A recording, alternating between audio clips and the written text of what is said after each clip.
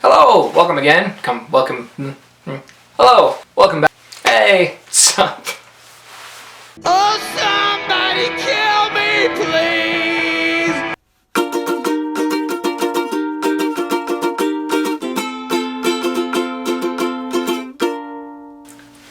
Hello everyone, welcome to Film Fireside.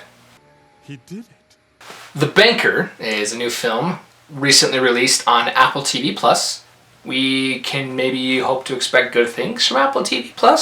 I don't know. Guess we'll have to see. This film was just very simple. I'm having a hard time really expressing my thoughts into words because there isn't much I have to say about this movie other than, yeah, you know, it was a movie and I liked it.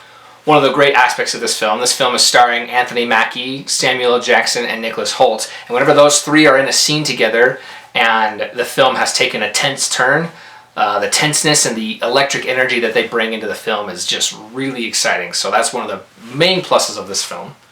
Another aspect of this film is it seemed like the writers of this story were taking the film seriously. Without spoiling anything, there is a particular character who you could assume certain things about. I will not say good or bad. Just reading the story on paper, you can go, oh, well, this person, blank and blank and blank.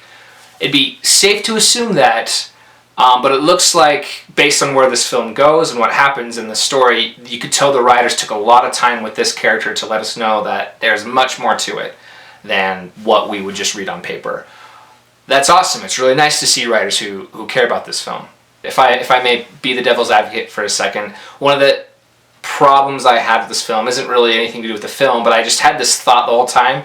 I was worried that the pitch meeting for this movie may have been a little something like this. Okay, we're wanting to compete with Disney Plus, everybody. So what I propose is y'all just read a little Wikipedia article on the civil rights movement from the 1960s era, and let's make a movie from that. Good idea, sir. It'll work, it'll be good, people will take us seriously if we do that. Good? Great. Good talk, everybody. Absolutely. Oh, yes, sir. Hey, all the way. Can't go wrong with Congraves.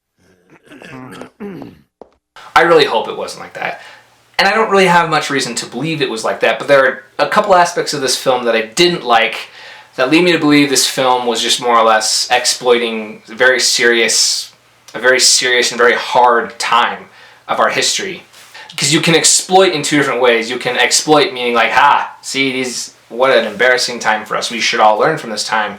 Or you can be like, oh, this is a story that really gets people going. We can make some money off this type of story, you guys. Money, money, money. Before I get into that, I want to reiterate the writing of this film, the time it was taken to give characters due diligence and give credit to everyone leads me to believe that that's not the case. However, there's a couple of things that lead me to believe that it might be the case.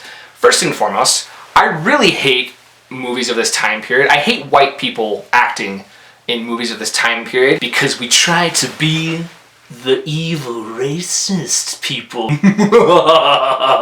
And that's not accurate. That's not accurate. And it makes us, the audience, separate from that issue. A lot of the people in this film were literally like, oh my gosh, I have a black man living next to me.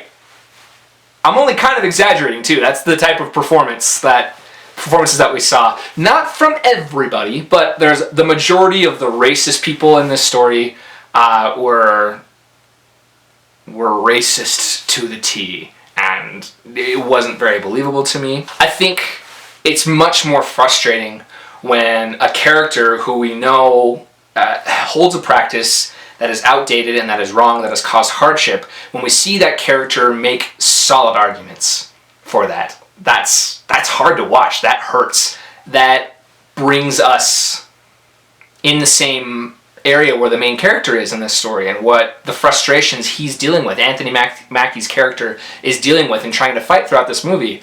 But to just watch someone be like cartoony and villainy, that it kind of separates us from that, and we then take a step back and go, what a silly time, the 1960s. Nosferatu! When maybe we should be brought into that a little more and feel the frustration of that time period. The other thing of this film, and this is, it's hard to make this measurable, but there's just the overall execution of this story felt like something I'd seen before. Now granted, when I say that, this type of story is very unique and very interesting, but as far as a biopic from the civil rights movement of the 1960s to early 1970s, I felt like I'd seen this movie before in many different ways. And you can't really knock a film for, you can't really knock a movie for being particular and wanting to check off certain aspects that they believe are going to help the story progress, but the things that they were maybe concerned about and wanting to execute, the way they're wanting to execute, seemed to be like a safety net more than wanting to take a risk, if that makes sense. Which is why it felt like it's something I had seen before, because a safety net means, oh, well, we know this has been done before, so we're going to do this, and therefore people will like it. Whereas I wondered what risks they could have taken, you know what I mean? That's really all I got with this movie. There isn't much to say, like I said. I just had an enjoyable experience with this film. My score of this movie, I'm going to give The Banker a 7 out of 10. Solid movie. Not much to complain about this movie, so. Thank you so much for watching this video. Stay tuned for more reviews and more films coming out. Coming later this week, I will be doing a top 20 of the decade. I wish I could make it just my top 10. Can't do it. Gotta make it a top 20. So stay tuned for that. I want to hear your thoughts on the movie too, so comment below. Tell me if you've seen The Banker, what you think about it. Also, what are your thoughts on Apple TV Plus? I haven't checked out any of the series. If you have watched some Apple TV Plus, let me know what you think. I'd love to give those series a try, even though I have a problem with TV shows. I'm afraid of commitment! Yeah, that's all I got. Thanks so much for watching. Comment, like, subscribe. Bye-bye.